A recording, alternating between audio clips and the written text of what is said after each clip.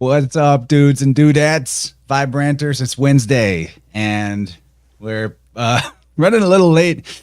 Had some really bizarre tech misbehaving. I think that it saw the highly anti-Semitic title of the episode, and so I got hit with the sabotage. They sent out the blast. What's funny is it was a microphone thing. The guys here, they're pros, and they helped me figure it out.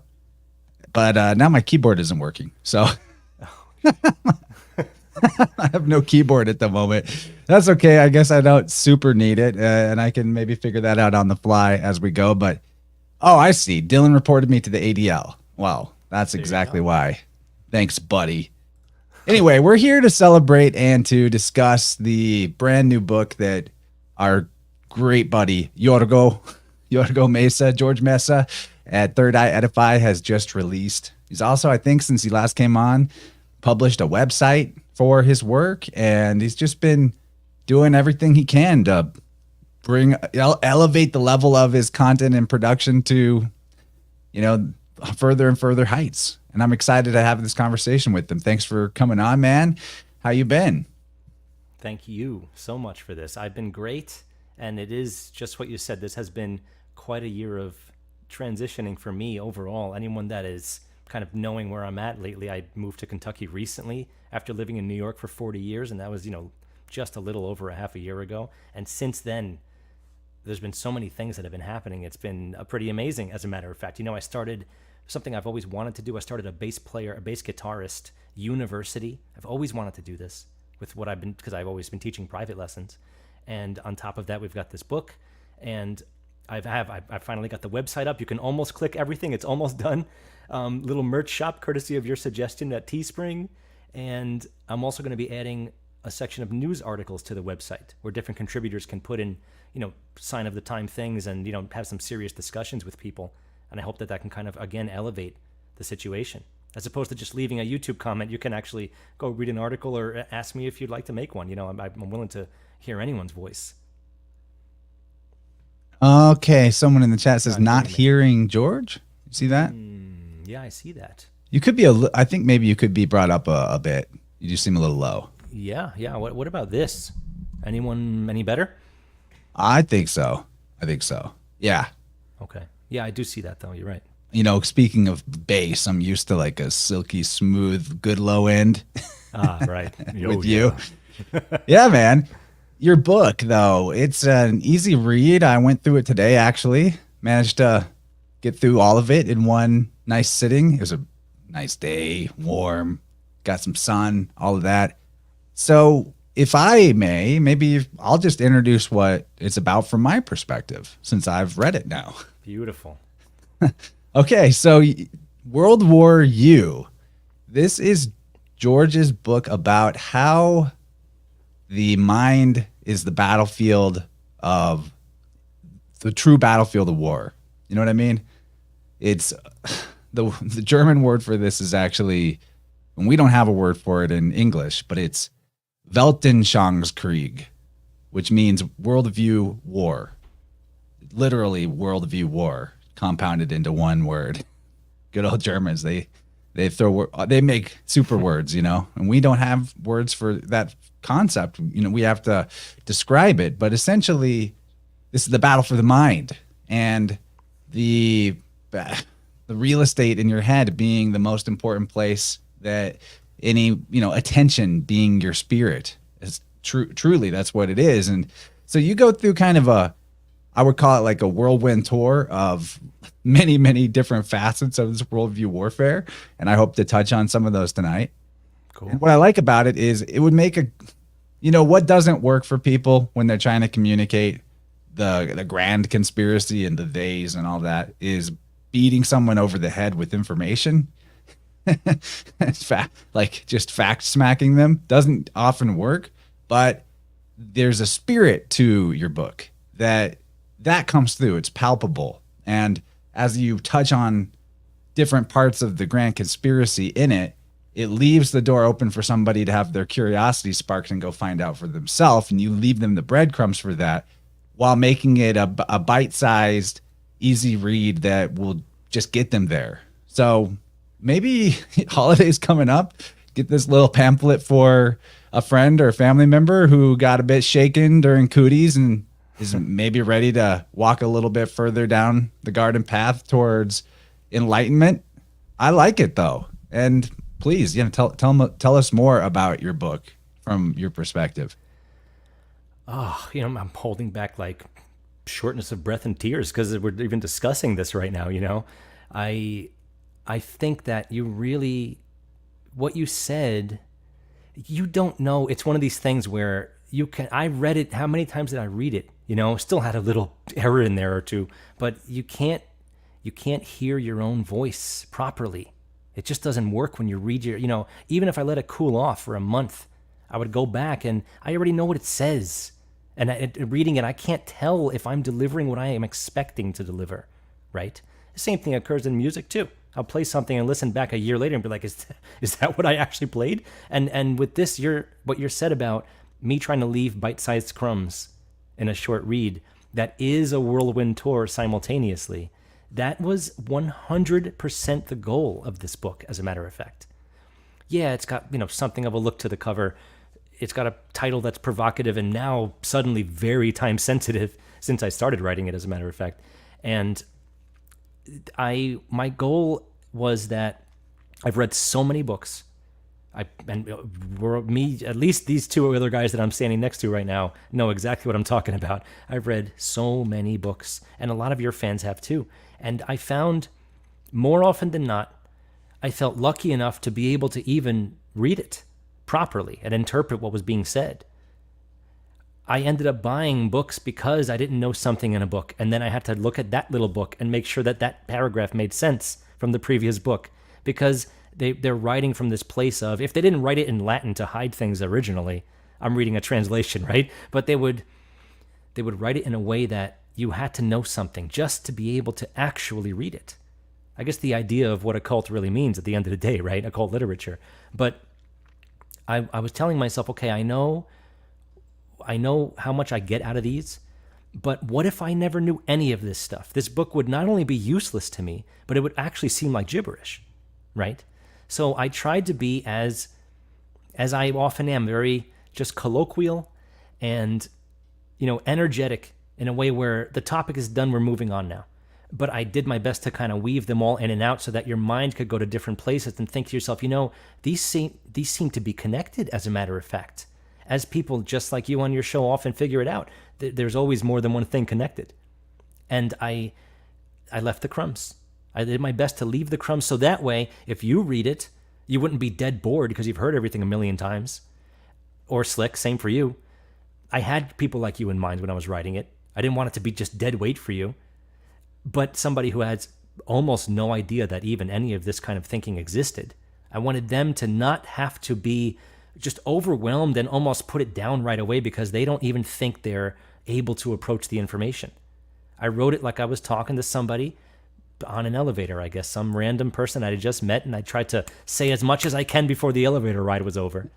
Well, there's a thing about it that, like, what I enjoyed out of it is somebody that has a pretty well-rounded view on the various subjects that you offer breadcrumbs about, is there's kind of a poetic or almost a musicality to your writing style where you're able to invoke feeling in a really well done way. And I think that's what I was trying to get at as I described it, that you're not there to beat them over the head with information, as I said, but you're there to invoke a certain feeling, remind them of a certain feeling of, like that one movie, what is it, Anchor or something? Maybe it's not Anchor, but it's like, I'm mad as hell, damn it, and we're not gonna take it anymore. It's that feeling, and then the feeling of awe and wonder. Like, what if these devices that we've given so much of our attention to, what if these entertainments that we've traded authentic human experiences for, what if they're actually not the most exciting element of life? What if life is what is most exciting and interesting? And you bring the spirit of that through, and I like it. I like it a lot. It's a nice, well-balanced, like, critique of society and empowerment of what human potential is. And we talk about worldview warfare at various points on this show. Weltanschauungskrieg, really great word. I love that word. And then I want to kick it over to you, Gabe. But the biggest what if for me, and it's something that nobody can maybe even ever answer. So it's one of those philosophical grounds that is as personal to somebody as any other type of religious belief, right? That because none of us here have died, right? I've never died. You've never died. Maybe even near-death experiences don't count to what I'm saying. Oh, Network is the movie. Dylan, thank you. Yeah.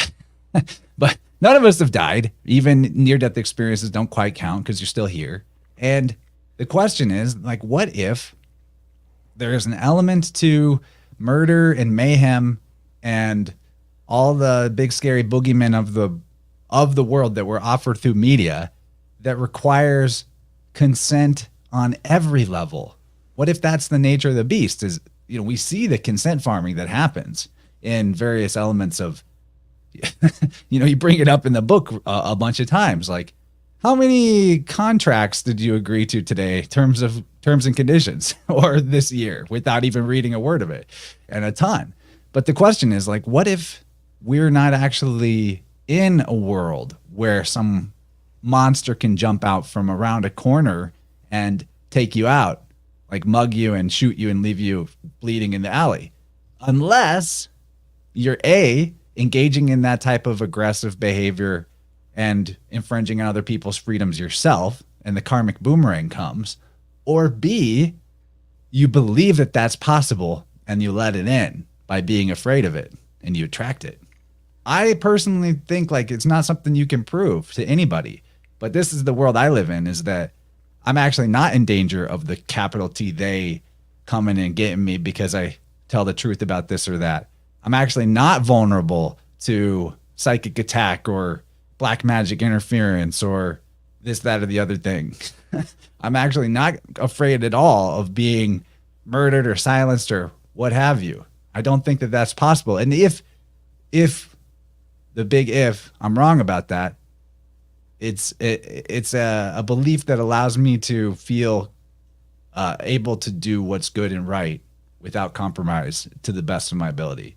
So I think that's the biggest part of worldview warfare, is to create myriads of boogeymen and things that stop you from feeling like you are capable of doing what you otherwise would naturally do, which is the human spirit left on its own without interference. Its tendency is to rise.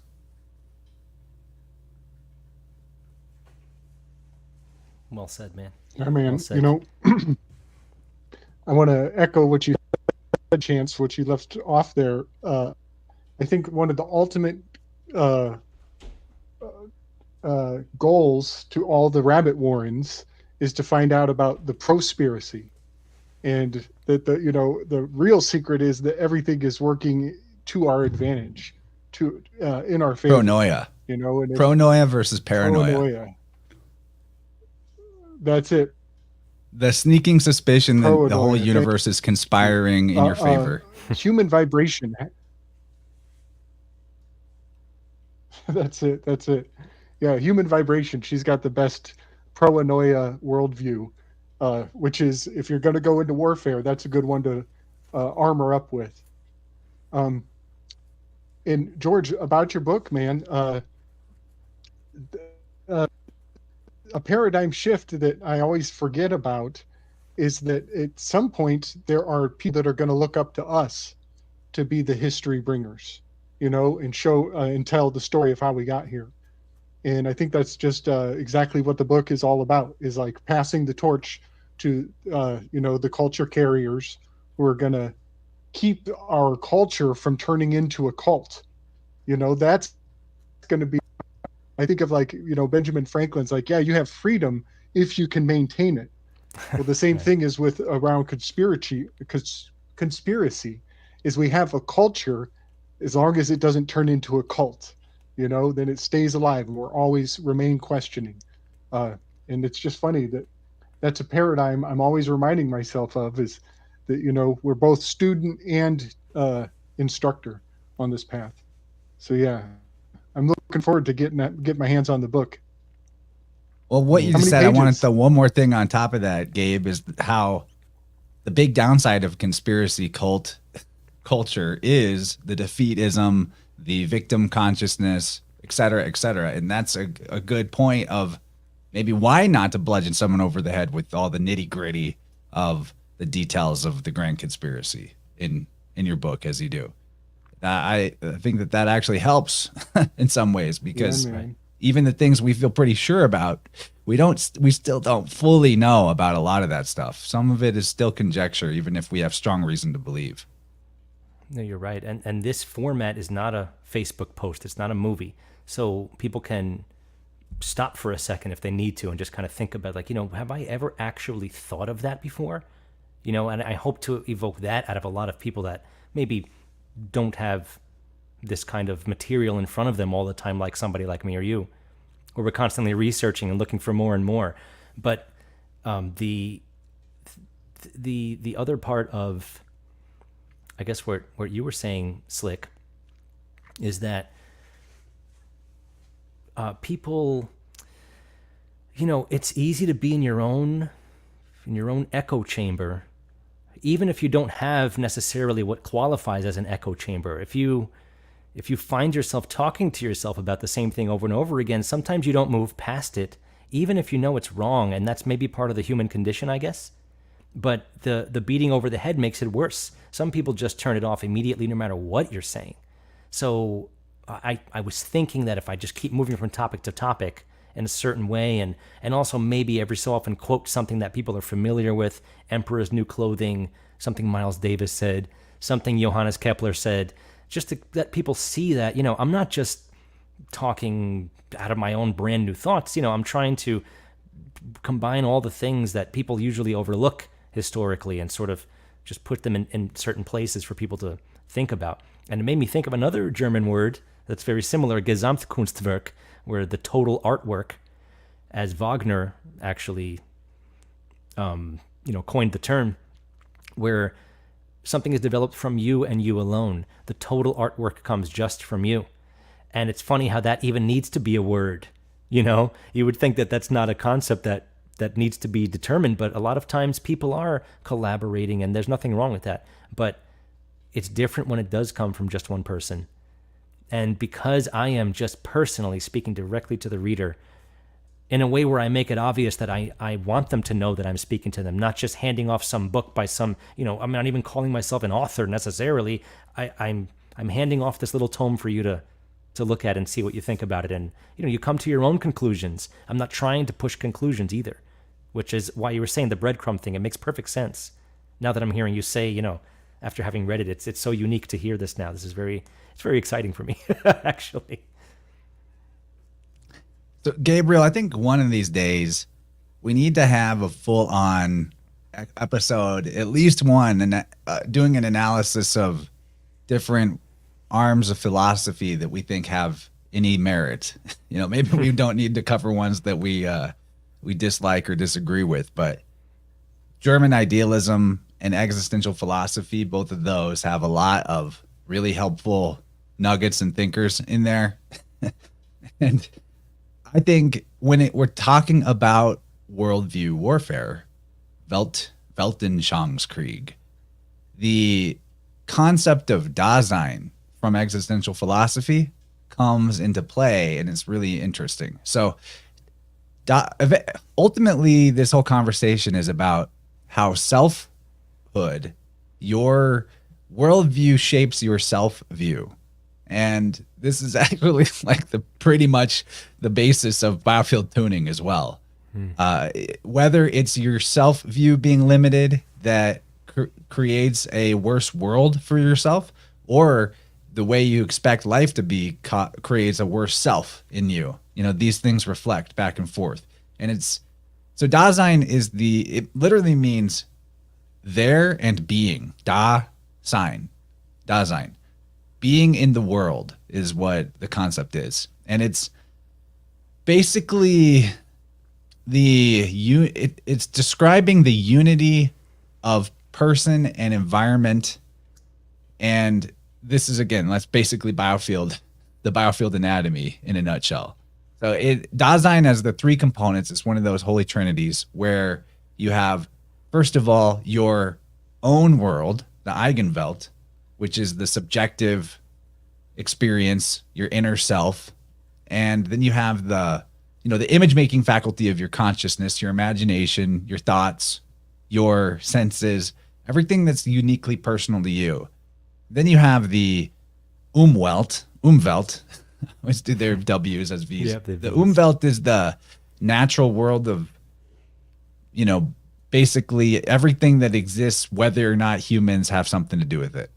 So the Umwelt is huge. It's the world around. And then the Mitwelt is your social world, where interpersonal relationships are happening. So when you look at worldview warfare, all three of these things get attacked. And if an attack is successful, you may be able to repel an attack on the Eigenwelt. You may be able to, despite being told all your life you're worthless or you're never going to amount to anything, you might resist that. Give the middle finger, pull yourself up by your bootstraps, etc.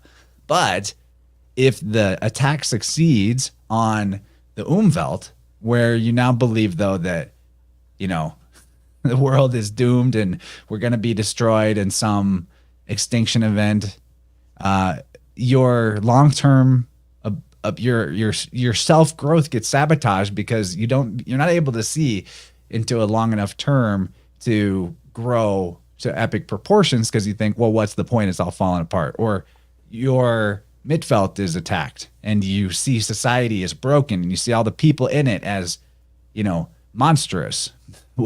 Then that limits your Eigenwelt, your own world, because you're going to be reluctant to interact in as helpful or as synergistic of ways with people. So, I'm grossly simplifying all this, but to understand that we need all three of these aspects of Dasein to be healthy and in a type of flow and exchange that works. So what an example I want to pull out of your book. Go ahead, man. Yeah, I want to riff on this. This idea of the Dasein and just kind of getting your head around what Heidegger was on about, and realizing that so many people have already written books about books written about what this guy was on about. It's kind of, you realize you got to catch on to what so many people have already integrated.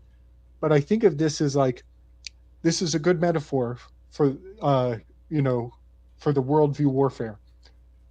I believed most of my life that chess was the most complicated, strategically advanced system of strategics. That was kind of, I repeated myself there. But somebody told me, no, checkers is more strategically complicated. And I was like, I just can't believe that, because all the pieces move the same. They all adhere to the same rules. And with chess, you have these different tactical paradigms. Well, it turns out they proved me wrong when they told me that the way that you're supposed to play checkers originally is if the person exposes themselves to a jump, you are compelled to jump them. And with that one rule, the compulsory jump, they can lure you into multiple jump countermeasures. And so by doing that one little nuance to checkers makes it way more strategically advanced than chess, because they can manipulate you that much more. And so worldview warfare is kind of the same way. We realized that, we were coming at this with like just a political map with maybe just the roads on the piece of paper. And this is how we're going to strategize and have our worldview. But then you find out that these Dasein motherfuckers who read Heidegger, they have topographic maps. They can actually see the hills. They can see the valleys. They have another dimension of perception when they come at political topics, and philosophy. Is that a good metaphor? Yeah, dude, and it's actually a really good metaphor because how many aspects of society are set up where the checkers man is put in front of you and it's like, okay, jump, because the entire system of master and slave requires that every master is a slave to something above them and every slave is a master to something below them. So I think that checkers metaphor is actually really apt because there's something that occurs in humanity in victim consciousness where the victim becomes the perpetrator. And if you've felt like you've been told, especially that you've been told that the reason why you're down is because there's a big ass boot on your neck. If you've been told that over and over again, then when you see the ant below your feet, you're that much more likely to stomp it. So that's the checkers metaphor actually is pretty apt. Yeah. I think so, man. Oh yeah, I agree. And I actually was thinking about what you said much earlier with the cult and culture thing, and that's it really relates to like one of the very first things I mentioned is that I was a kid in a theater and we just find out that the bad guy is actually a real person with real feelings and stuff, and then they kill him and everyone's clapping together. Everyone just can't wait for this guy to die and we're applauding that death, and that's how many times has that happened in a theater in the 80s and 90s? I can't even say it. And that could easily lead up to who knows what, public executions, other kinds of things. It's so easy to get an entire culture to become a cult that's bloodthirsty and ready to kill whatever talking head they tell you deserves to die. Yeah, and cult is, philologically, cult is cold.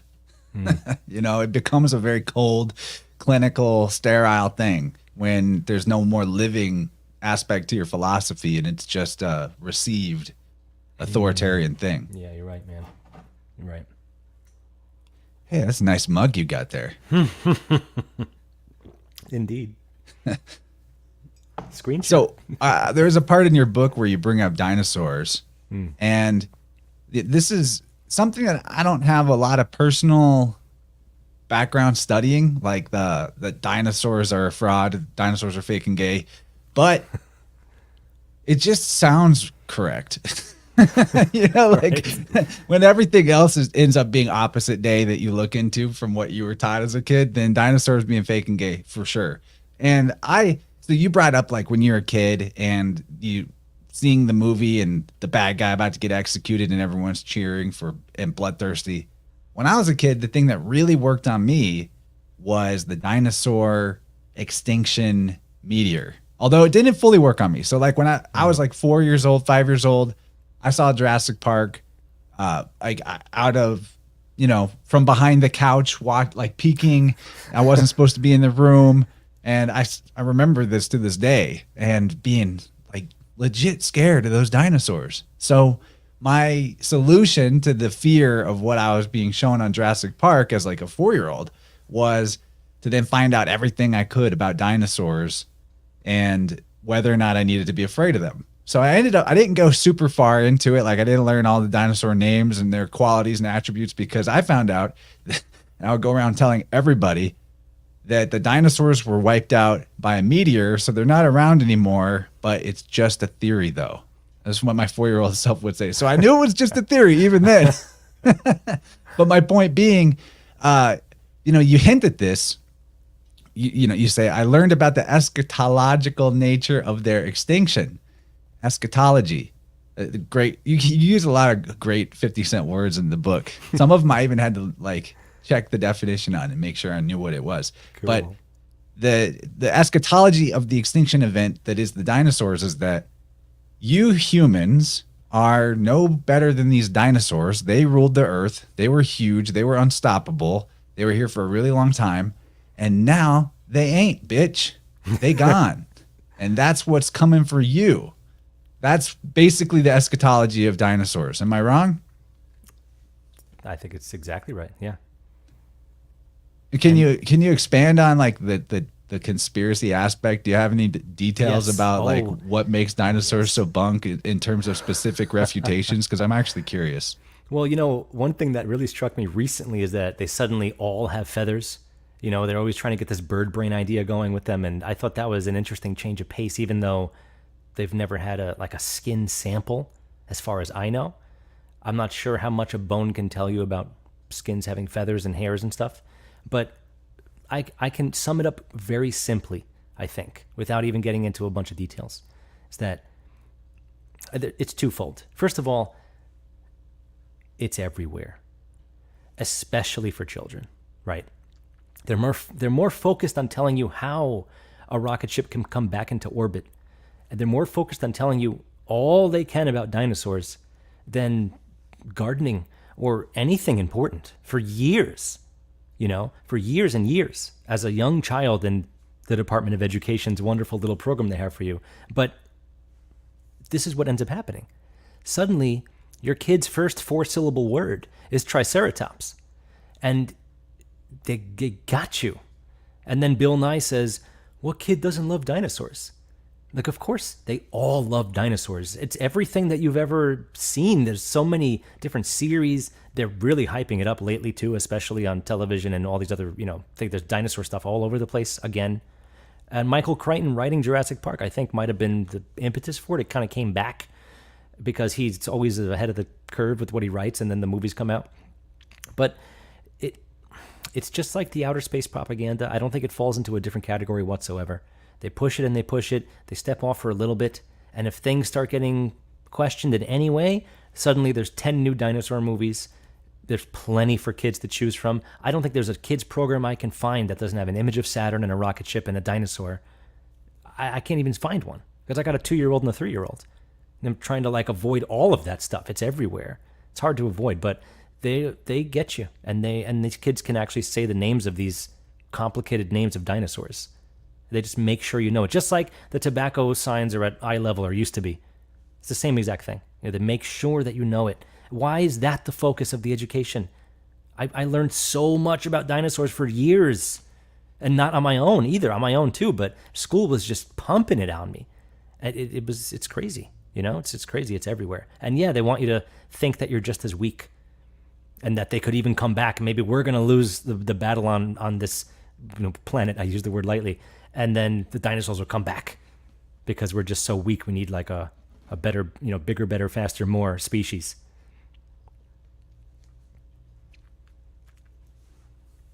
Let's just take a look at the guy who discovered dinosaurs, coined the term. I mean, what is this, 1850 on the dot, probably, like everything else? I think this is probably like 1890, end of his life, but he looks like a supervillain of some kind. Don't judge a book by a cover, sure, but maybe. Was that a tie turned into a bow tie? I've never seen that before. Dude, I've never seen that. I don't know a lot about him, but Richard Owen, yep. He is up no good at all. Okay, you see it too. It's just you can see it in the eyes, especially the old. By the time he's old, it's pretty. Stevie. I've got some notes from a previous episode. I'll try to find that too. Because nice, man. It's all around the same time. It's always in that 1850s region.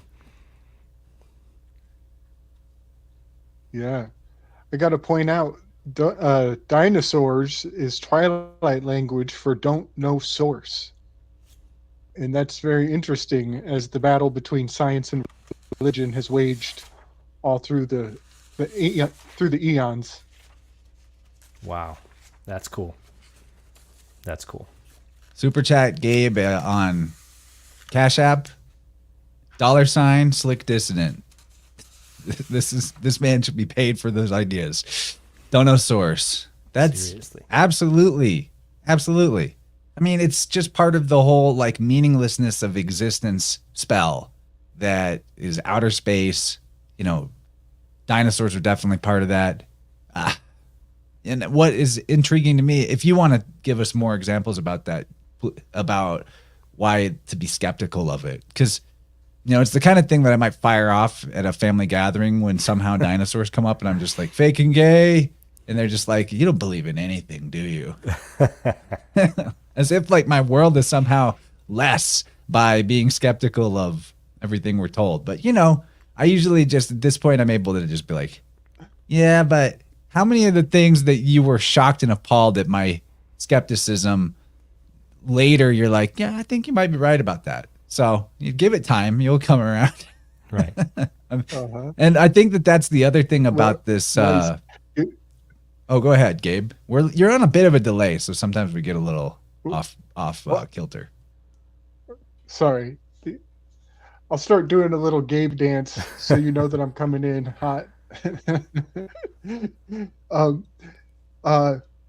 I love to point out how while we deny the dinosaur thing, we can always bring it to the placenta. It always comes back to placenta. And that's because the theory of evolution is nothing more than a hyperbolic derivative of the embryo in the zygote and coming into this world. And so the whole story about like, yeah, you used to be a slime mold and then a frog jacked off and the sun was just right and now you're human. All of that is actually just what happened in Mama in a beautiful way way more recently even. So thereby that much more important and more sacred and impactful. Are you calling my father a frog? Present. Definitely a symbol of fertility for sure. So yeah, I just love that also, that like while we deny dinosaurs, we're embracing the sacred and the immediate and bringing it even more to the what we do have in common, not some monkey story from millennia back. Right. And you know, another thing that in this, I guess, in the style of my book, not hitting someone over the head, but giving them crumbs, is that don't, you know, if you're talking about dinosaurs with someone who's not willing to even hear the conversation because you're some crazy, insane person, family member or not, then at least bring it to their level as far as oil is concerned and fossil fuel. And they're saying that, you know, fossils have been discovered this deep and we found oil this deep. And the right there's a complete disconnect with, if oil is developed from, you know, decayed fossils, then the level of ground underneath you should go as far back as whenever the dinosaurs are supposed to be buried under the crust, like they said that they are. And those numbers don't check out whatsoever compared to how far we can even dig to begin with. And it's their own numbers as usual, you know, messing with you. I have it somewhere. I just can't find the exact numbers, but I think that's a great way to just spark something in them and say, you know, how far down do you think fossils go that they've discovered? And now how far have we found oil? And they're saying that it's developed from fossils. Meanwhile, people are apparently making oil pretty easily with like decayed wood or something, right? So or pressurized wood. So it's that might be a nice conversation starter. And museums don't necessarily admit that those are the bones. They do say that they're facsimiles, that they say they're storing the bones because we would never put them on display, I guess, you know, but you wouldn't want a big old Tyrannosaurus or Stegosaurus toppling on someone if that's the case. But they also, just like with, you know, NASA saying their images aren't real, the museums are admitting that you're not looking at a dinosaur fossil right now. We have created this for your enjoyment, in other words, just in case the conversation needs to go there, you know? It's all an entertainment. It's all entertainment. Yep. Oh, yeah. There's so many elements to this to unpack potentially, but one of the things is how the dinosaurs are fossil fuels. And that's where oil comes from. It's such like another dead and sterile type of paradigm that, oh yeah, the thing that fuels our society is death. and it's running out, so you're going to die too. Whereas, right. Like, for all we know, the oil is like blood of the earth. The earth is not just an inert, lifeless rock on which somehow magically the right chemicals came together and got struck by lightning, and the tornado went through a junkyard and an airplane was somehow left sitting there after the whirlwind passed. Like, that's basically evolution. That's the theory of evolution. Tornado through a junkyard, and you got an airplane at the end. Right.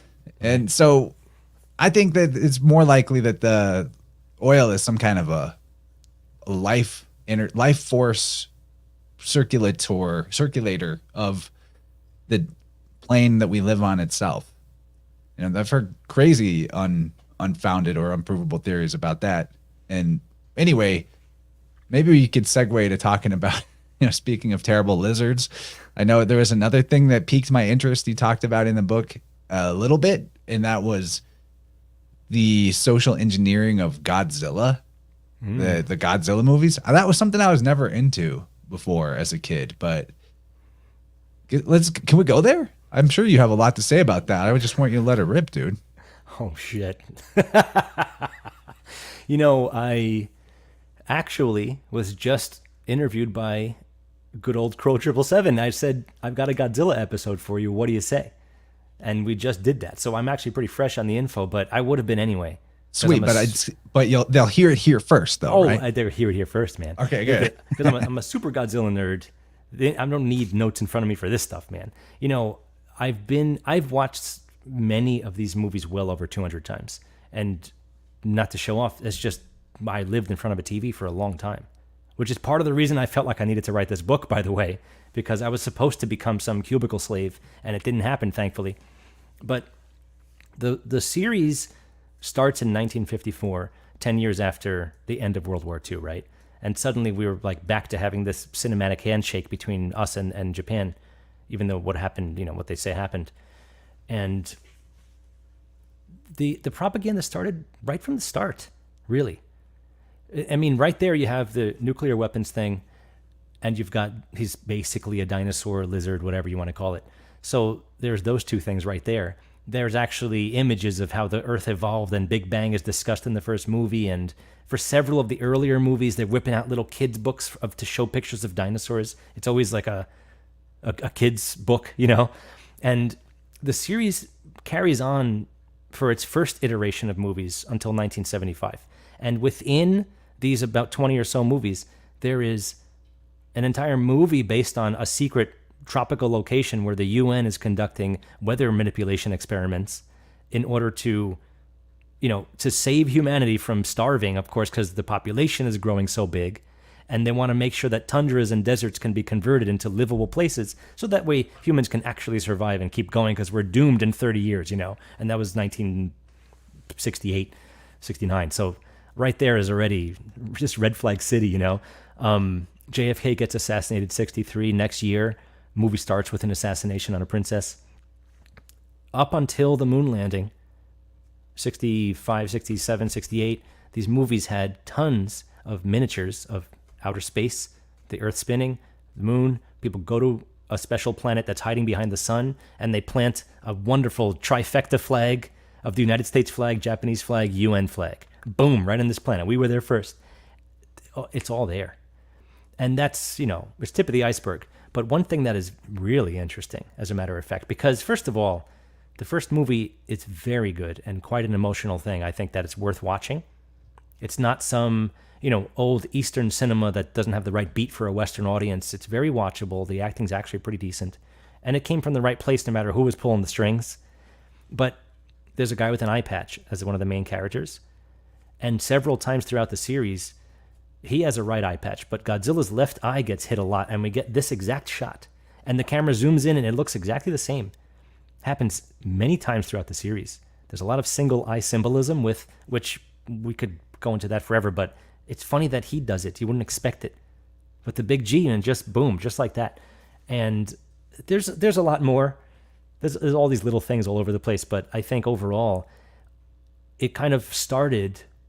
Think about how popular Japanese culture is. Let's just say Japanese entertainment, to be safe, because I'm not a total expert on that stuff. But manga and anime are clearly thriving quite well over here. Everyone's, you're not cool if you're into it kind of thing, right? And Godzilla really, I think, genuinely started that in this post-war entertainment world that we have. So it was placed there for a reason. The third movie was King Kong versus Godzilla. In RKO Studios, whose symbol is a bell tower on top of a spinning planet, they agreed to give King Kong's license over to Godzilla, and that was their third movie. Transition out of black and white, suddenly make the monsters look really silly, and now it's appealing to kids forever. Even though there's lots of like violence in these movies, and the themes are often quite adult overall, you know, the human action, but the kids get all that they want too, right? And it's been marketed towards children no matter what the whole time, whether it's a pretty sinister movie or whether Godzilla's good or bad. It's the nature of, you know, catching you young. It just is. It fucking caught me young. I don't regret it or anything because I can talk about it now. Just like Chance, the very first time you ever had me on, like 2.5 years ago, talking about video games. Freaking video game nerd, man. I'm not going to deny it. But I don't make that kind of time anymore. I would never. You know, and I got to make sure that people don't lose as much time as I did. I'm catching up now. I've been playing catch up for quite a while now, realizing that I did spend that much time on it. You know, I'm just lucky I cultivated a career as a musician too at the same time. But I didn't sleep a lot, that's for sure. It's a crazy thing, man. The series really, and I'm just touching the tip of the iceberg, man. It touches on all of the hot points that you'd want to discuss as predictive programming and propaganda. It touches all the hot points. It's pretty nuts, man. And I got to watch a lot of them recently, so I'm really like seeing it again. I'm like, holy shit, man, they're pushing it. So I'm gonna de-nerd for a moment and just kind of decompress, and I'm gonna leave it there for a minute.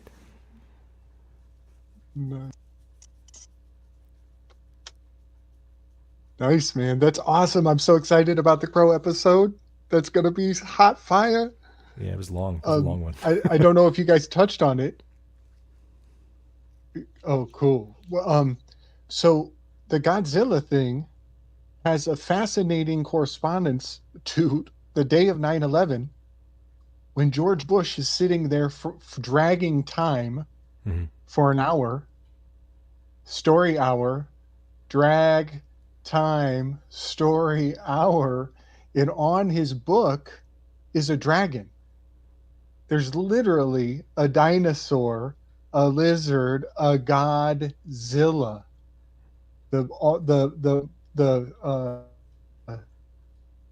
I think of these things, I think they're actually like titanic lies that they build entire industries upon. Yep. And then they can flash them around in mockery, really. But yeah, the book that he's actually reading to those kids the publisher is Rainbow Publishing with the dragon. It's got mushrooms, like psychedelic mushrooms, and elves. So there's the Santa Claus aspect. And the elves are catching butterflies. Well, butterfly is the symbol of the psyche, you know, and he's up there sitting in front of an uninfringed flag with a basket on the shelf, and he's like the high priestess. He's in the high priestess position with the book in the lap. So yeah, there's a dinosaur Godzilla weave around 9/11. Yeah, and there's a very strong connection in several ways to 9/11 as well. Let's make this one obvious. That after 9/11, they stopped. At this point, you know, Sci-Fi Channel was pretty fresh, and a few other networks like USA had always shown the Godzilla movies, especially Saturday mornings. But they stopped showing these movies after 9/11 for a while because there's so many images of buildings crumbling down, right? Not disintegrating completely into dust, but just crumbling down. And one of the covers, most of these movies have many movie posters, and I have them most on VHS. A lot of them, the cover would change over the course of half a year. The brand new cover. One of the movies that came out in the last one in 75 of that era was him on top of one of the Twin Towers and the other monster on top of another Twin Tower. It has nothing to do with the movie. Nothing takes place in America whatsoever. So that was pretty weird. And then they decided to come back in 1984 and start over again. So that was fairly interesting year to, you know, restart the series. It goes on. The list goes on, man. You know, one other thing, now that you mentioned that the word Godzilla, it is worth mentioning that his name is Gojira, right? It's not Godzilla. That's just what we know him as in the West. They changed his name to Godzilla. And one of the movies is called Son of Godzilla. So when you start searching for that, you get Son of God, right? And guess who the parent of this is? We don't know. There's an egg, and assumedly male, we never see genitals. Godzilla comes out, and he's the father of this baby, as if there's never like two of them. There's never a mother. You know, maybe it's promoting that idea, the Bill Gates male baby bump thing. Who knows? There's too much. We could talk about this for 20 hours straight. Oh, I think Gojira is basically Brahma or Kronos laying the Orphic egg. Wow. In Hindi, Zilla is a town or a district, like the official boundaries of an area based on who governs it or administers it.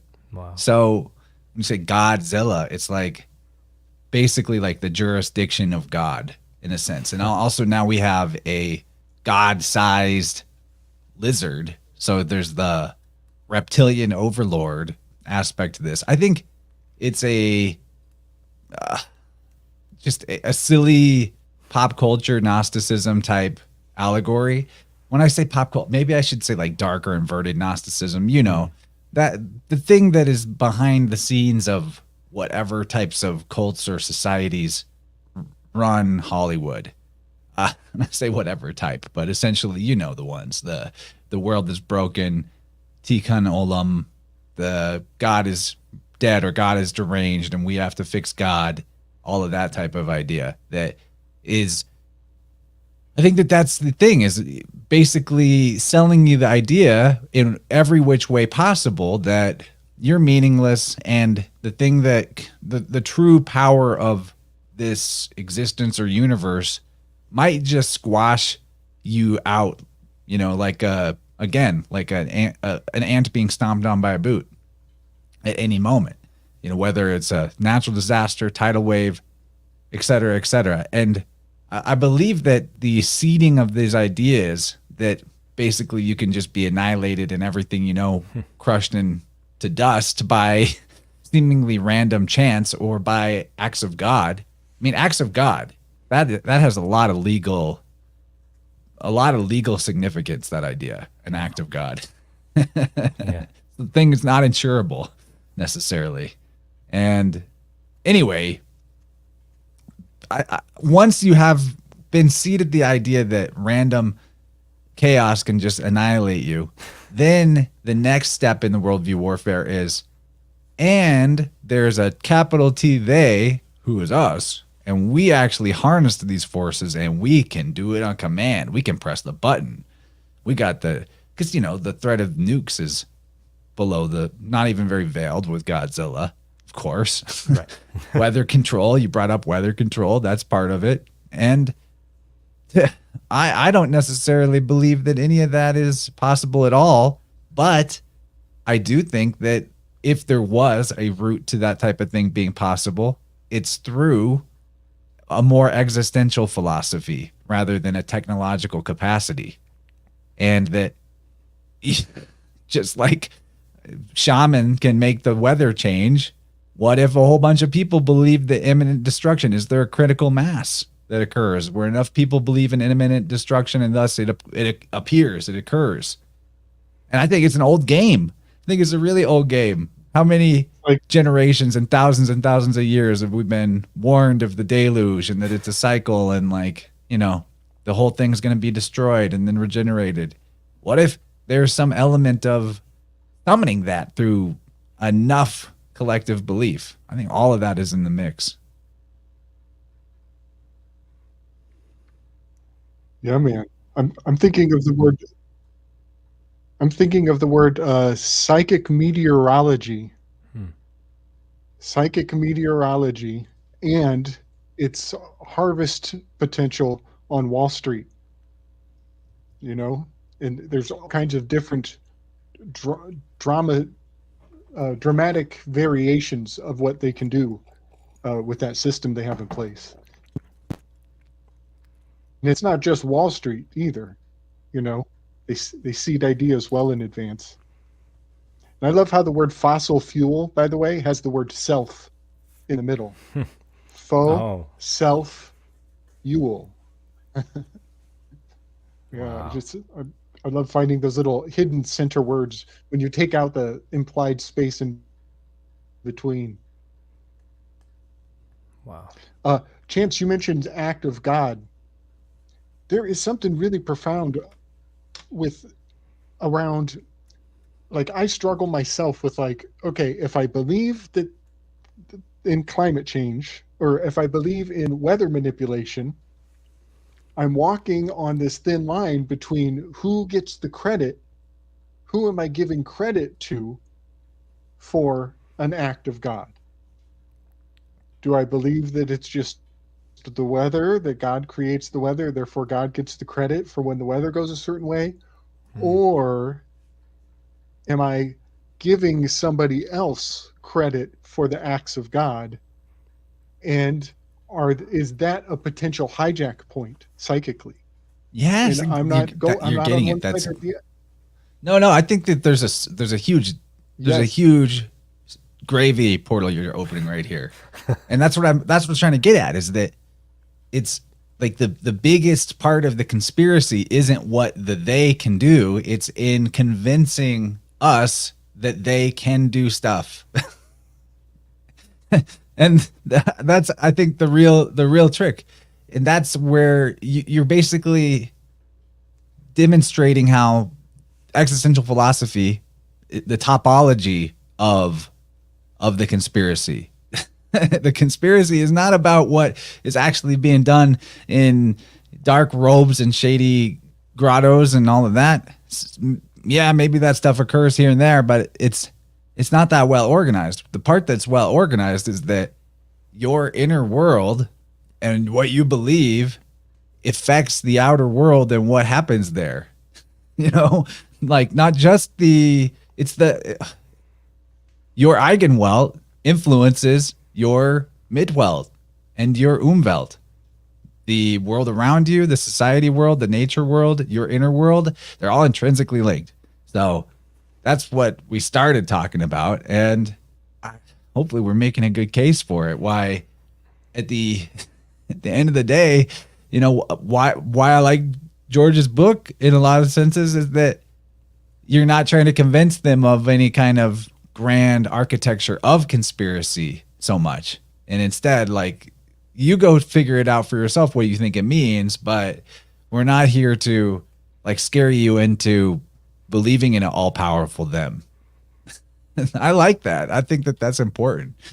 And you should respond to that, but I really also want to get into the okay, I'll save it. I won't forget. Okay. No, it's not, I was just going to say that I don't know if my goal was met, and that is one of the goals I had. So it means a lot to hear the feedback, man. So one of the things that I didn't know about that was a fact I learned in your book that was quite amazing was that it's illegal to have a patent on a perpetual motion machine. You're not allowed to have a perpetual motion machine patented. And you brought up this example of Rube Goldberg. If anyone's ever heard of the Rube Goldberg machine, he is a cartoonist that was famous for conceiving of these elaborate contraptions. So if you've ever seen, like, in a movie or a cartoon where someone kicks off a domino and the dominoes fall and then they land on something that sparks a lighter, and then the fuse starts to go, and then there's a little tiny explosion, and then that pops a balloon, and then the thing that the balloon was holding up drops, and it lands on a lever, and that thing boing bounces another thing that flies through the air, and blah blah blah, and it goes on and on, right? That's the Rube Goldberg machine, essentially. It's like Goonies. Yeah, I haven't actually seen the Goonies, admitting, but it's in the Goonies. That's the thing in the Goonies. It's like the board game Mousetrap, if anyone knows that. So, yeah, that's exactly what it's like, Mousetrap.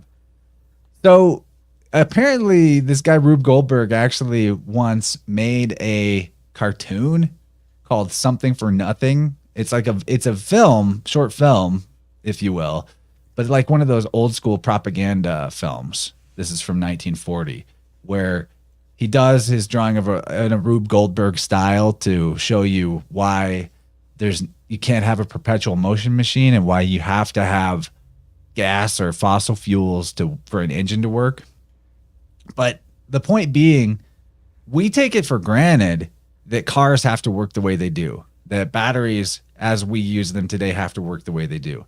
But there is actually a long and concerted effort to convince the public that things like, for anything that you would conceive of as a perpetual motion machine, where something just continually operates in a type of frictionless or low friction balance where it feeds into itself, positive feedback loops. There was a long-term effort to convince people that that was impossible and to completely wipe that concept from people's consciousness so that they would just continue to believe in consumable, degradable, replaceable, planned obsolescence type of technology in society. And all you got to do is look at, as you point out so wisely in the book, that whether you're a glober or a flatter, something is moving continually.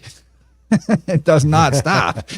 And, you know, there's older, simpler technologies like just the water wheel in the river that is continually turning. Like, there are ways that we can generate without the type of disintegration built in that we're used to, the kind of wear and tear that we're used to. So that's another big one, a spell that you break in the book that I really appreciate, because if we can't conceive that that's possible, that there is such a thing as technology or things that already exist in nature that can perpetually operate without needing to be replaced or fixed all that much, or without needing to consume something in a finite supply, well, you have to be able to imagine something for it to be possible or for it to exist in your universe. You know, that's part of the attack on the Eigenwelt, is if you can convince people that something is impossible or doesn't exist, they won't look for it in the world, and they won't even notice it when it's right in front of their eyes, in which case it actually is every night that they look up.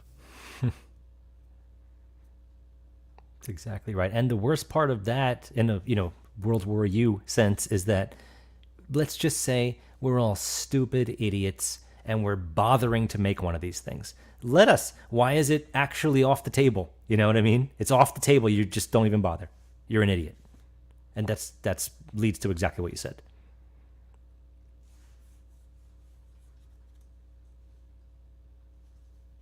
No, we need to expand on this more. So yeah, that patent is this probably not allowed. Hails back to the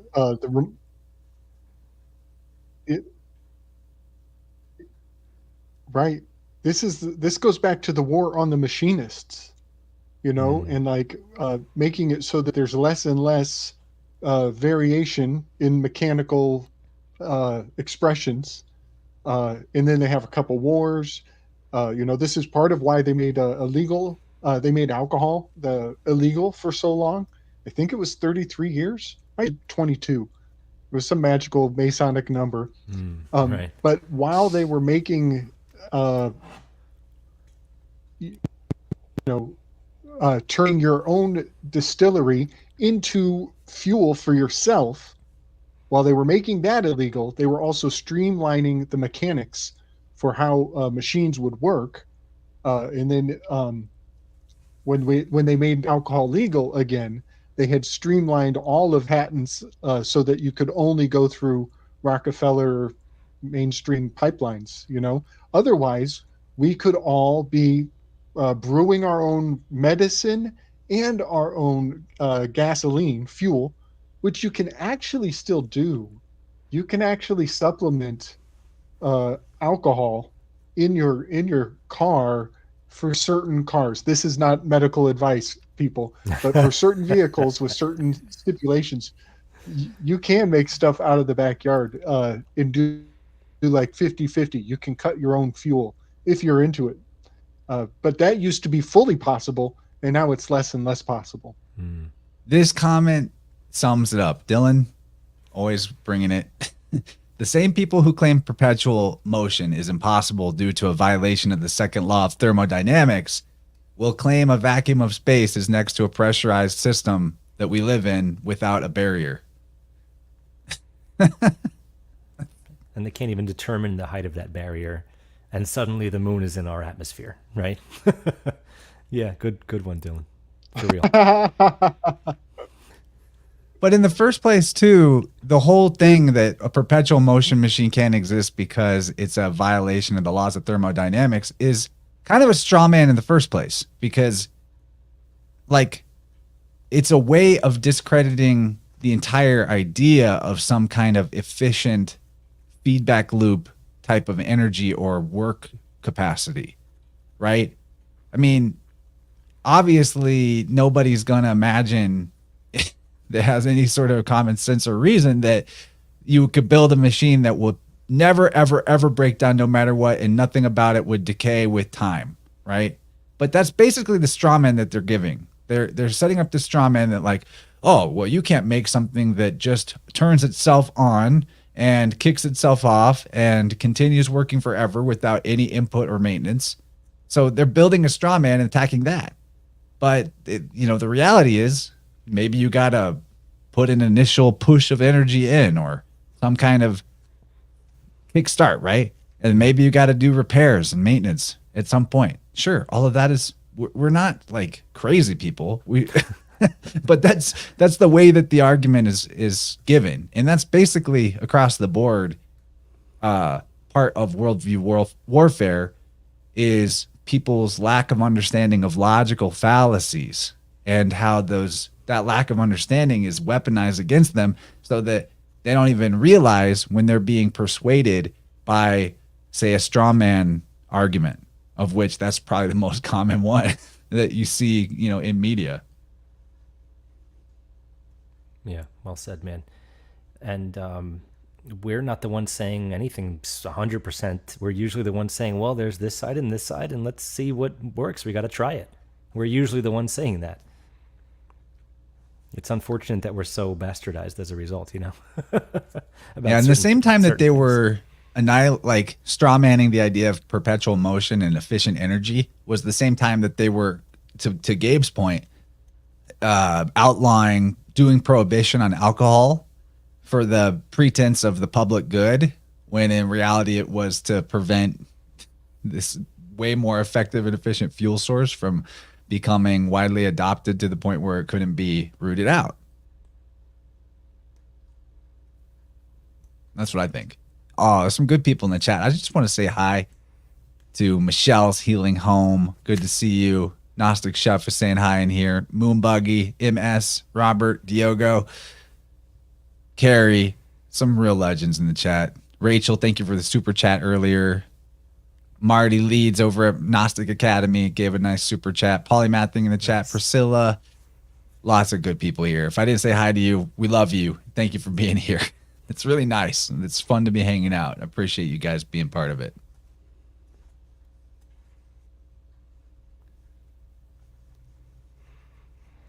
Okay. Looking at my notes from your book. I got a kind of a fun weave.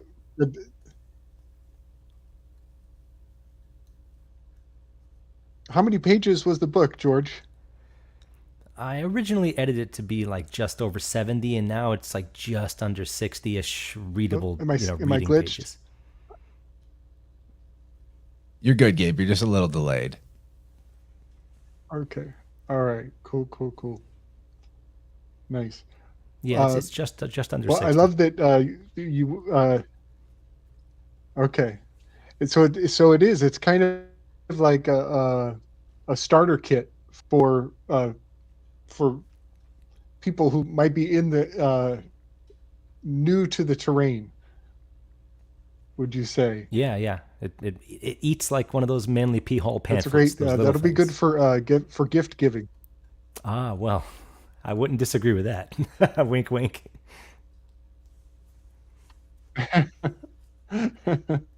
But that was the point. If this book was 200 pages, the way I'm being very quick about everything, I wasn't sure if that should be the first thing. I don't know. It was hard to say where the decision came from, but it feels like I said what I wanted to say, at least this time around, in this method. Yeah, and I Yeah. think the best You part know, is to give Sam, you a taste for writing, and you'll probably do more if I'm not mistaken. Oh yeah. Definitely made me, as I was reading it, I was like, I gotta do one. Yeah, I you got do. notebooks full of, a good start that I could probably just cobble together into something. Eventually, though, we're gonna do it. Nice, man. Yeah, we got to figure out too, Gabe, why there's a delay with your laptop that isn't Yeah. there with other devices. I'm sure there's a way to figure it out. Are you hardwired in, or are you on a Wi-Fi? I'm Wi-Fi'd from here, but That's probably what it is. Okay, maybe we if I won't get tech closer talk.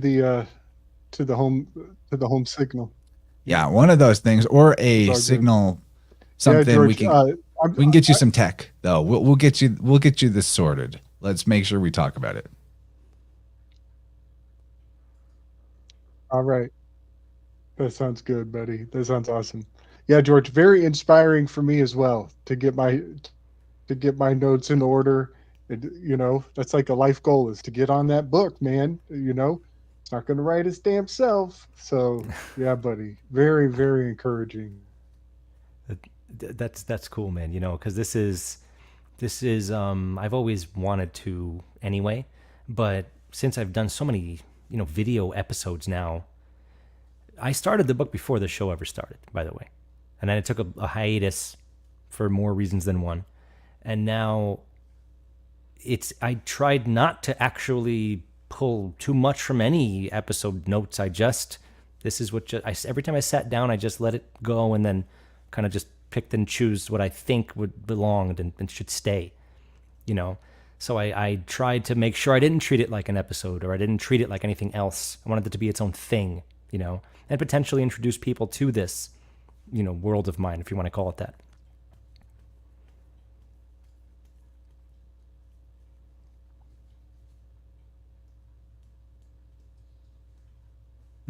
Comfortable silence. Yes. Well, the other part of it is that I, I tried to, this is obviously a tough thing overall for anybody, no matter what. I tried to read it as if I wasn't me and try to see, like, would this piss me off if I had no idea about this crap? I wanted to make sure I didn't have anyone just close the book in absolute frustration if they were, whatever you want to call a normie or whatever. I wanted to make sure I didn't want to push anyone in that direction. So I did soft landings on a lot of things. I pushed them till the end if I had to. You know what I mean? There's something along those lines was the method. There was another part of, there's a couple more things I liked a lot that felt like a little wanting more, was this quote from Oh, Gabe, you got something?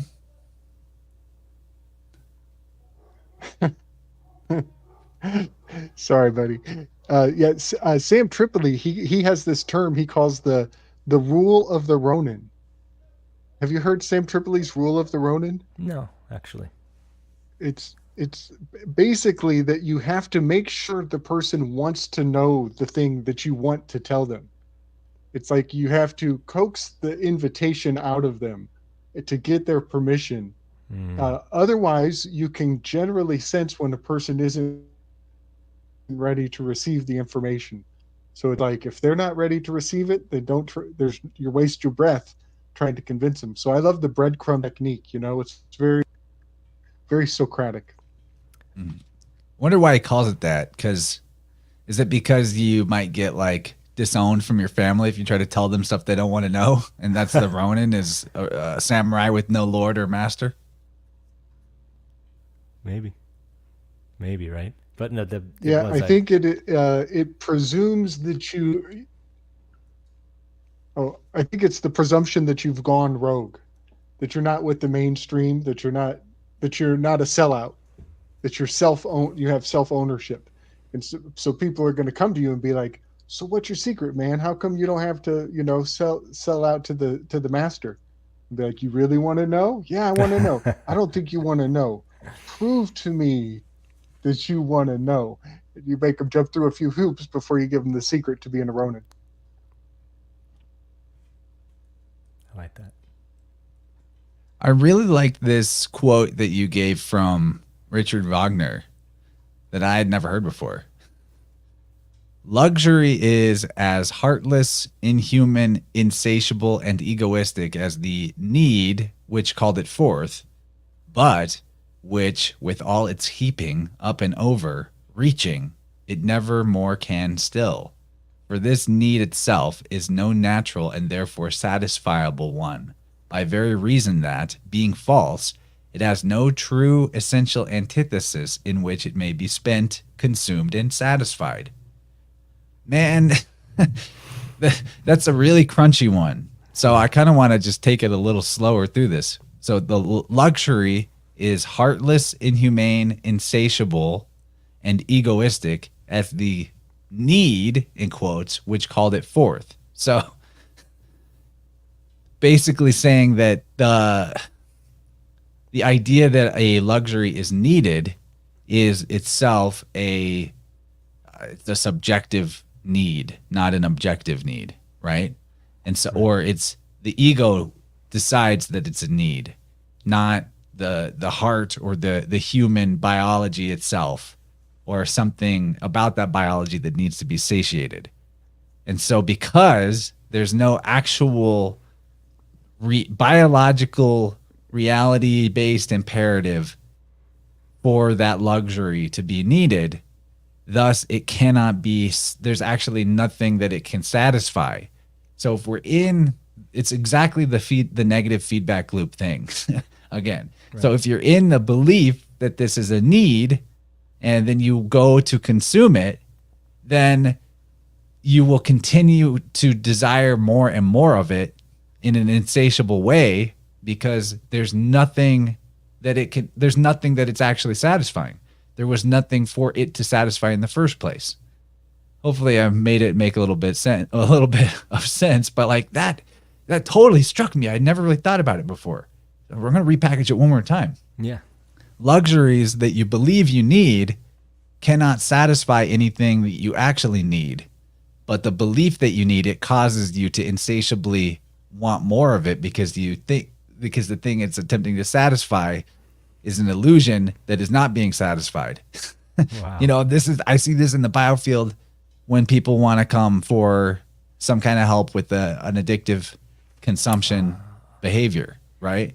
And a lot of times, the interesting thing is a lot of times the answer was sort of just lurking there for a long time. Like, well, your mom smoked while you were in the womb, or your mom drank while you were in the womb, or when you were a little baby, or things of that nature. And then throughout life, because there is this one belief of a need inserted, that a bunch of other things got constructed around it as false identity components that feed in to that need, and it becomes insatiable. But at the end of the day, it's simply put, addictive consumption behaviors are a underlying satisfaction that is attempting to be satisfied with something that cannot satisfy intrinsically, but that actually can expand and apply to all forms of luxury. It's not that we shouldn't or can't have things that are luxurious or pleasant or, feel good that we didn't actually need. The key crux of all this is the belief that it's a need, belief that you can't do without it. That's what creates this destructive feedback loop. And very, very interesting how much of advertising is based in making you believe that something that's not a need is a need. Yeah. And I think it goes right to refer to the title of the book, right? It's definitely a big part of making sure you're just too busy with bullshit to have an important, and I want to say the word important, but more like a life where you do satisfy your inner needs. There's a lot of, as you study the history of music composition, when the advent of like the modern thing comes into the West, Dark Ages, Renaissance, there's this concept of writing music inspired by the unrequitable love of the Virgin Mary. Like, you're not going to get it. But it's a pain and torture that they wrote music to satisfy this insatiable thing. And it's not the same idea overall, but there's still, it pervades a lot of art in the history of Europe and other things too. So I think that it's funny how now in the modern times, it's this completely generated from nothing idea. And it existed differently back in the day. Unrequitable love, insatiable things. And I think that it's meaningful. You know, the book that I got that from, by the way, is pretty potent, from this Richard Wagner dude, because he had a lot of great ideas, whether you love to hate him, sure. And his music was pretty nutty, and the time period was tumultuous. But the book is very unique, and it is The Artwork of the Future by Vagner. I really think that, I mean, it's not like super short or anything, but it's absolutely worth taking snippets just to see where this person's mind was at, because it's the time of the German philosophers and other things. So you see a different level of it, and you can catch a few little interesting quotes. When I had Mario on from Symbolic Studies maybe a year ago, I used a different quote because we were talking about the advent of AI, or the advent of AI is a long time ago, more like suddenly AI art blew up, so I used a different quote then, and the book's chock full of very interesting ideas. Well, the whole Gesamtkunstwerk, total art, Right, that Wagner had going on is the synthesis of all the different elements of art that come together in a Wagnerian production. Yeah, That opera. Yeah. That ended up being a hugely important key to Hollywood. I think so. You know what I mean? Like, you had Yes. to have that. It wasn't just about the actors and their acting. It wasn't just about the writing of words. It wasn't just about the visual artists. It was all those things brought together. I mean, you couldn't have modern video games without Gesamtkunstwerk. That's right. I'm not a German speaker, but that's a very big idea. And sometimes I think one of the reasons for the world wars is just to get people not looking so close at various branches of philosophy that came from Germany. That there was it was like a big smear campaign to keep people from looking in there thinking that, oh, if I read those philosophers, I might end up a anti-Semite or something. Mm-hmm. No, that's a great point. And it's unfortunate. I mean, he pioneered some unbelievable concepts. He had the privilege of something that almost no composer ever had. I can think of like Claude Debussy from the French Impressionism. They had their own place where they had an entire orchestra to themselves, where they could write a few things out and be like, everyone play this, let me hear what this sounds like. That's not common. And he created a surround sound idea back then, because the whole fat lady sings is actually from him. Most opera singers were not humongous ladies wearing these bullhorns, but because he started introducing larger, louder instruments and more of them, you had to be pretty big to belt across and he could be heard. But he had a moat of sorts surrounding the seating, and the orchestra was placed in it. So the sound actually came up around you. Surround sound, man, back then. Incredible idea. Very serious shit. So pretty cool. Pretty cool. The history of that is pretty awesome.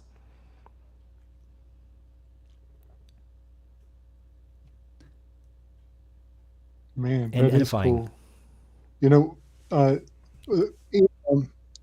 In Faust, he has a buddy named Wagner.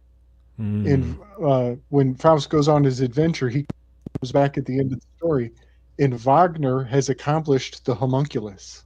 Oh, shit. And so whenever I hear the word Wagner, yeah, buddy, yes, I think of accomplishments and giving birth to ideas that give birth to ideas that give birth to, that become like eggshells or concentric rings or emanations, and that's totally what like Wagner was doing with the music. Yeah, it's a very heavily loaded name, highly alchemical in all kinds of mystic potentialities. That's awesome. You're studying him in depth. Yeah, I think his history is well looked at already too, so people can find information without digging in the weeds. But if anybody is completely unfamiliar or is curious where they should maybe listen, there is the overture to Tristan und Isolde. Tristan and Isolde.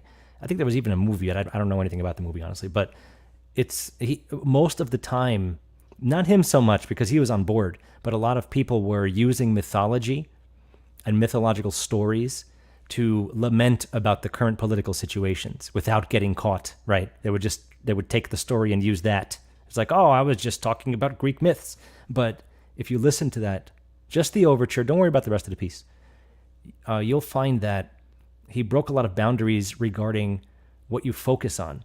Just imagine how many instruments are in a typical symphony. Even if you have no clue, it's way more than 2 or 3, right? It's not a rock band.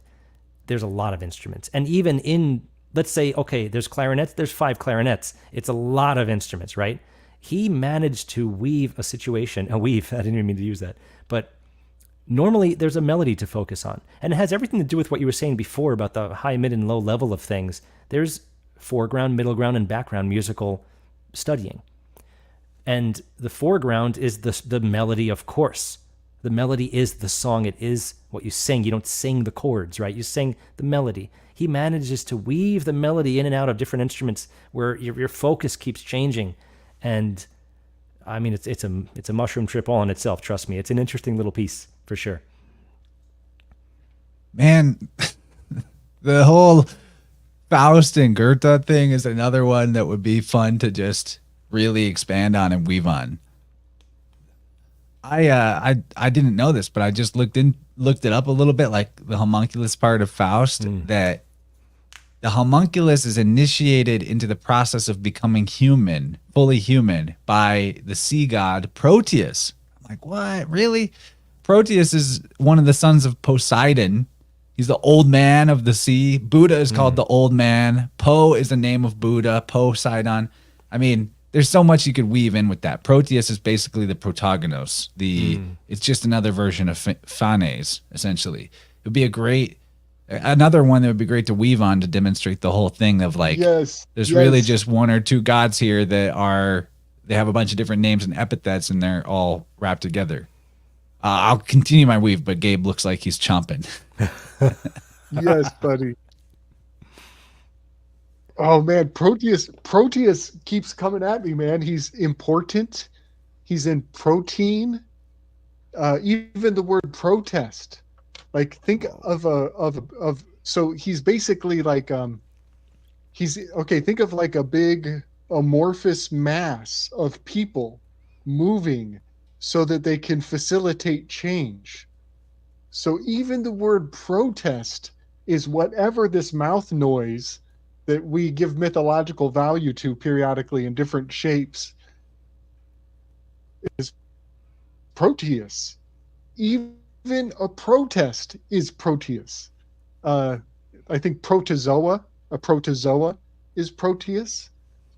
Just that name is coming at me and proving itself as to be something of a thought form.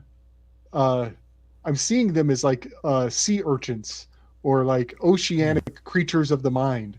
And we put these sounds together to these names. You know, we think that they're names, but I think they're actually thought forms. And Proteus is one of the most, I think, initiatory. It has a lot of value for people who are new to what we do with language. And Proteus would be a real good beginner.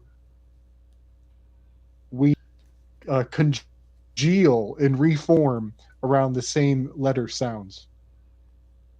Well, that's a good point. The thought forms thing, they are thought forms. And this one we're talking about right now, Proteus or Protagonos or Phanes or Bacchus or Mithras, depending on what name you give it, it's all the same one, is the first thought. So back to the idea of the layers of the world, you know, your inner world, your social world, and the nature world.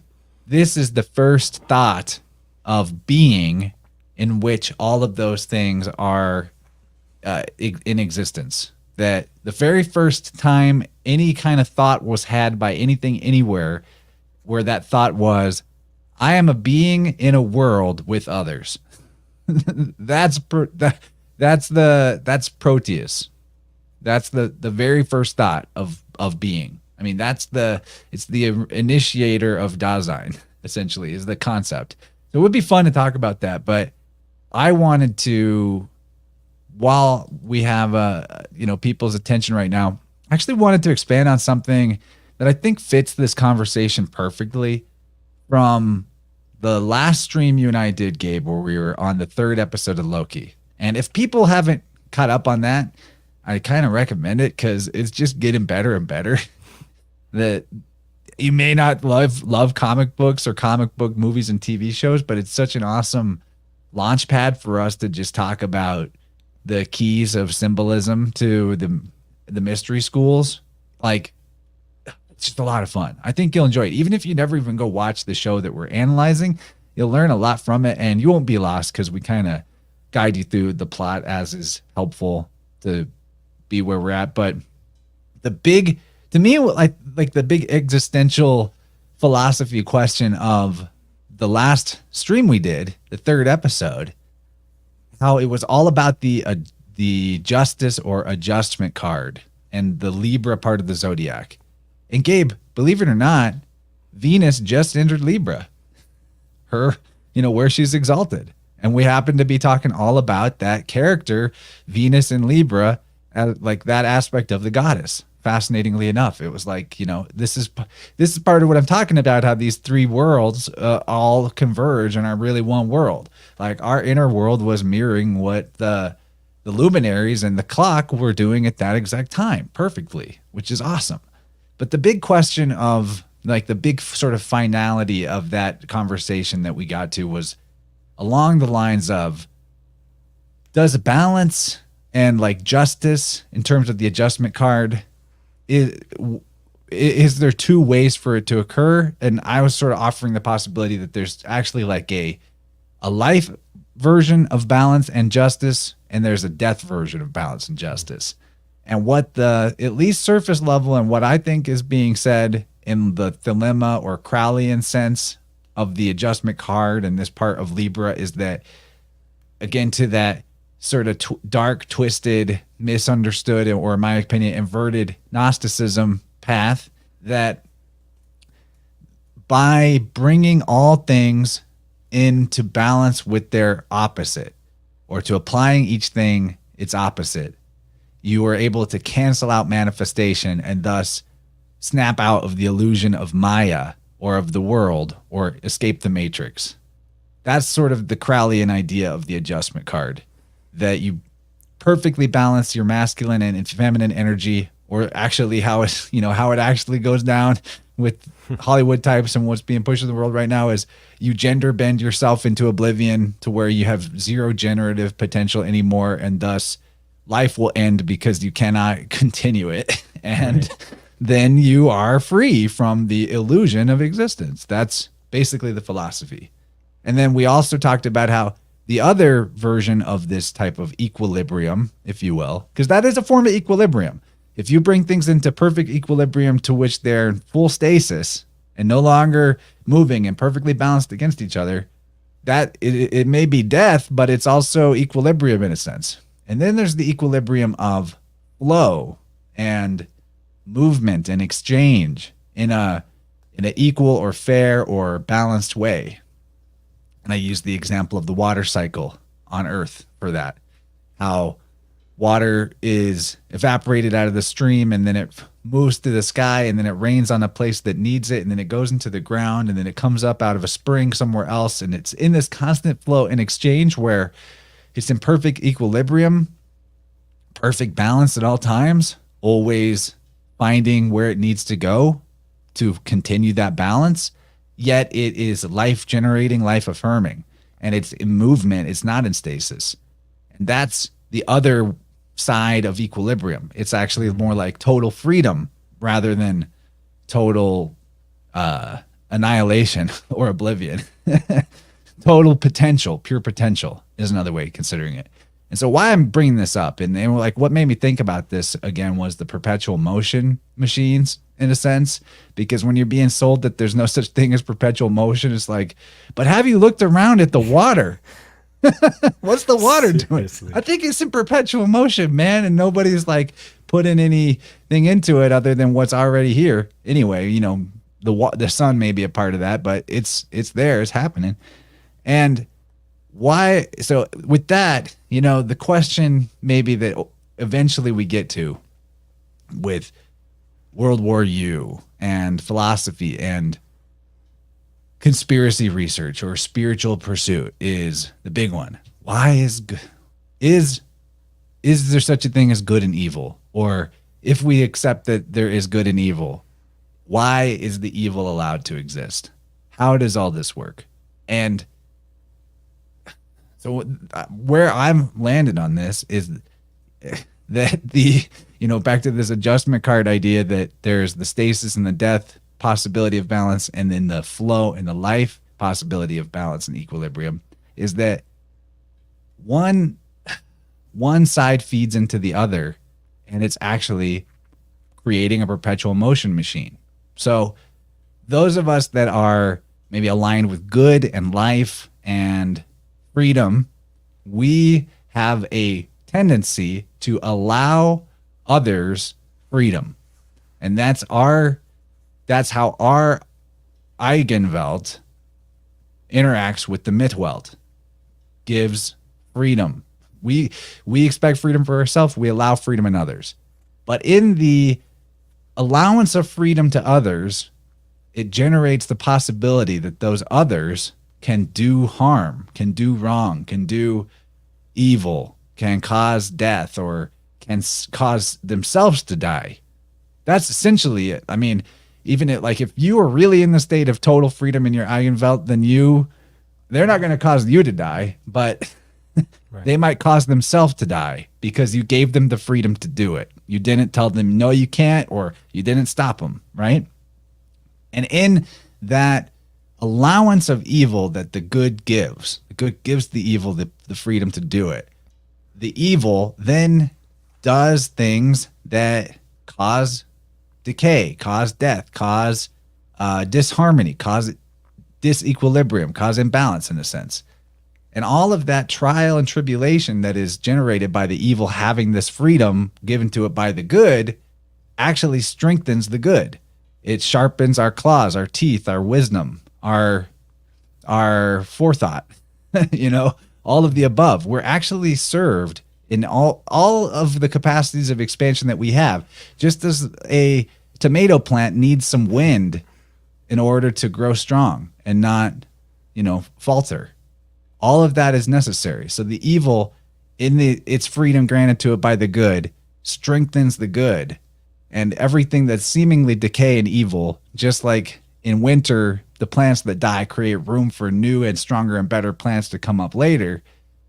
All of that seemingly evil and imbalanced or disequilibrium, disharmonic stuff actually leads to better harmony in the end. And so this cycle feeds into itself, and it generates the constant expansion, expression, uniqueness, and novelty that we know is the ultimate truth of this reality. And what keeps this world interesting and what keeps us invested in being in the world, and what ultimately gives us the purpose in the Dasein. You know what I mean? So and I kind of just went on a big tirade there, but that's why there's the evil in the world. I think that's my take on it. And I see it as a perpetual motion machine, and I see it as ultimately actually only good, and that's the true justice or adjustment, wrapped up in the best summary I can give it. Interesting, man. The quick note I have on it is that they have managed to almost combine both for you to think that you're doing it when you're not. For example, the world's overpopulated. You can't have any more kids. You're causing climate change. But now you'll have tons of freedom for the rest of your life, and it's going to be great. So I think that they managed to trick you in that way too. And I hate that so much, but hate's a strong word. But, it's one of those things. A lot of people fall for it.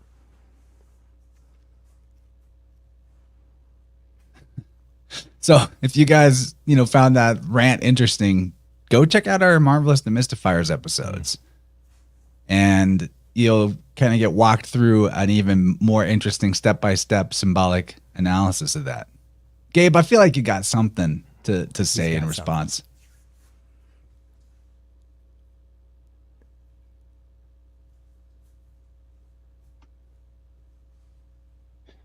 Well, Chance, do you want to bring up I shared a graphic with you that is it's a false rumor, it's a false prophecy, it's bad, it's a bad propaganda, but it is kind of a funny idea.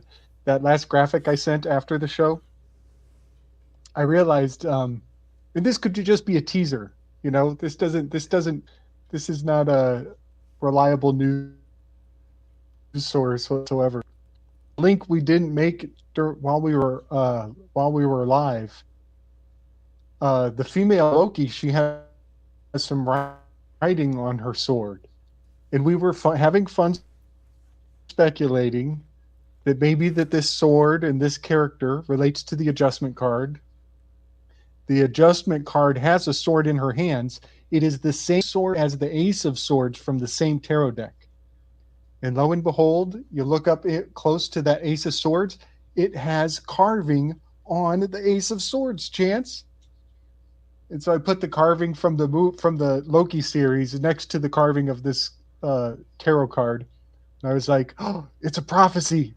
It's a runic prophecy foretelling the Palestinian attack on Israel.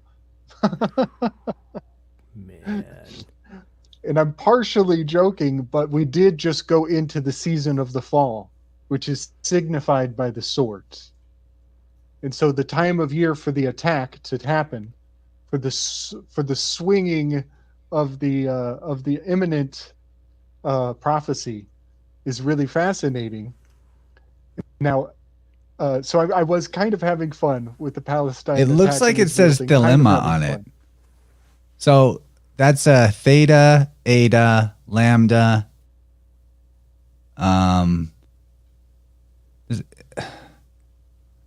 No, theta, epsilon, lambda, eta, mu, alpha, dilemma. Okay, that's what it says. All right. Yorgo knows. He's Greek. Awesome. It looks like, yeah. Awesome. Well done. Wow. Oh, I'm so glad you've decoded it. That's great. That's great. So this I believe will be in the angelic realms. This will be Michael.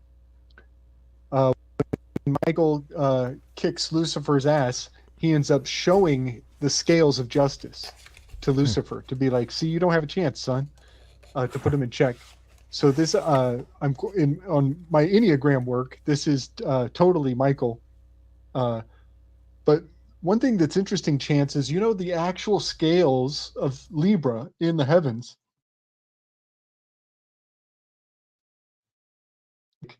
Uneven weights and measures are actually being represented. So I think that's interesting, but I love that you deciphered that it actually spells out Thelema right there. Wouldn't it be something to find out that the runes from the film have some correspondence to Thelema or anything 93 for that matter? Well, they do start with a T. A fascinating link. I can at least say they start with a T. I don't know the runes though. Nice. Yeah, that'd be. I asked the audience to figure that one out for us. So yeah, that's a fun teaser. There we go. Guys, you guys, anything else you want to bring up in the topics? Otherwise, I might kind of wind us down. Not necessarily. Nothing off the top of my head. We've covered an interesting ground. I will say that much. Yeah, man. Go for it, Gabe. If you got more to get off your chest, we're here for it. Let it out. Let it out. Well, one thing we'll talk about this on the next Demystifiers with Loki, but maybe I'll just kind of seed this for anybody who might be trying to lure into our Demystifier adventures. On that graphic, I have Michael the angel holding the sword. He's about to stick the dragon with it, and he's got the scales in his hands. Something that I've deciphered on the Slick Dissident program is that those three groups in the Enneagram, they're called the Hornavian groups. But the word the Hornavian groups rearranges into throne, Ophanum, in a very fancy, multi-layered Slick Dissident cipher. The word throne and Ophanum is inside the word the Hornavian groups. And so now I'm looking at those personality types as angelic orientations, as these three different groups in the Enneagram. That's very useful. The Hornavian groups are constantly serving my perspective to help pick these characters out of stories, myths, and group dynamics. But they are the thrones. And so that's really interesting because in the next episode we're going to do, they go to the time variant associations leaders, and it's these three guys up on these three thrones. And the positioning of the thrones are kind of like an Enneagram with a geometric shape illuminating them. Wow. So yeah, I'll put a graphic together and see what comes forward. Because the one guy in the throne, he's got the walrus mustache. Dude, he looks like Friedrich Nietzsche so much, it's crazy. The other dangling chat I wanted to bring up is something Rachel in the chat mentioned. Some artist named Christo Xvion. Xavion. I don't know how you say that. Xvion. So, yeah, it's definitely like a Christ name nomenclature, Christos and Ixion. But Rachel says he's created over 300 prediction paintings that have come true over the last few years. His most famous one went for $600 million at an auction. In other words, money laundering, says Dylan. I think that's probably, more likely that we have a Nostradamus on our hands, right? That maybe in the club and so allowed to predict certain things, fed information, and then that creates a demand for the art that can then do a nice big money laundering thing. That's how the fancy art world typically works. But check this out. I went to his Instagram and he's published a book on September 19th, Chrysonomics, the rhombus effect. This is the adjustment card, the rhombus. This is in that card. And this is the second book of the Chrysonomics series, unveils an enthralling journey into the depths of human existence and the enigma of lost knowledge concealed within the mysterious rhombus. Christo delves into the premise that the essence of all religions and spiritual teachings can be traced back to the power source concealed within the rhombus. Huh. That is really interesting. So remember that I found that in the book of Thoth, I found that explanation about the old abacus, and it had that weird name, and that they even listed the ABAX, the abax, as the oldest form of the abacus. Well, that matrix of counting is in the shape of this rhombus, this diamond. It's also in the shape of the adjustment card, and now I know why the adjustment card is number 8. Because that number 8 has to be over the head of the character, over the crown of the character, just like the lemniscate in the old Rider-Waite cards. Well, now the adjustment card has to have that lemniscate. That number 8 is the number of the card itself. Well, look at this book. It has the word rhombus floating at the pinnacle of the diamond. Again, and that is the format of that old abacus system that I brought forward.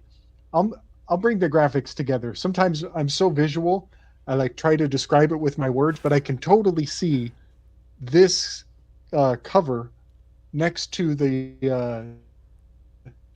tarot card making perfect sense, like one-to-one correspondence. What a trip. It's nutty. Rachel says she'll send you a copy of this book. Thank you, Rachel. DM her on Telegram if you're interested. That's so cool. And if you don't read it, send it to me. I kind of want to know the mysteries of the rhombus. Okay, all right. But it's like a $50 book, so I don't know if I'm that committed. Rachel, you're such a great supporter. We love you so much. Thank you. You know, this makes me think of like this kind of art laundering.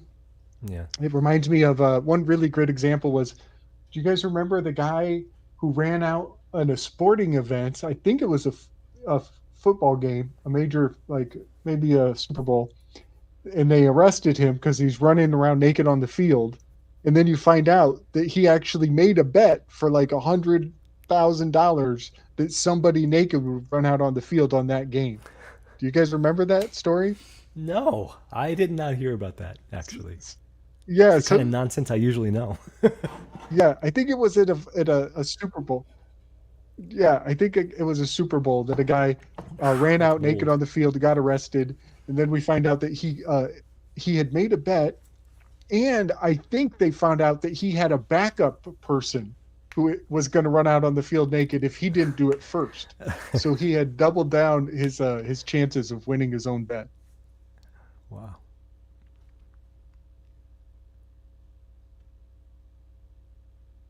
All right, guys. It's been a good night. That's what that kind of Nostradamus influence will get you. Yeah. Nostradamus. Well, that's usually the case, though, is that the people who make the prediction, they had inside knowledge, you know? That's it. So, George, remind them again where they can find you and the new book. So, you know, maybe some Christmas presents can be sprinkled out to the family members that are ready to maybe not be quite so normy anymore. I would be humbled for sure. And you can go right to the website, thirdeyedify.com. And the merch shop is a clickable link right on the homepage, and it's sitting right there. You can check out all my other stuff while you're at it too. Much appreciated. Love your audience, man. Oh, yeah, we love you too, man. Thank you. It's like Dissident on YouTube. You people know it. And we'll be back. We'll be back soon. We got to continue that Loki. Maybe, like, I'm thinking that might be our Vibrant next Wednesday in the time slot. So we definitely want to strike while we're still inspired with that. And good gravy tonight, everybody. Yeah. Crushing. Love you all. Catch you on the next one. Be well. Be good. Good night. Much love, y'all.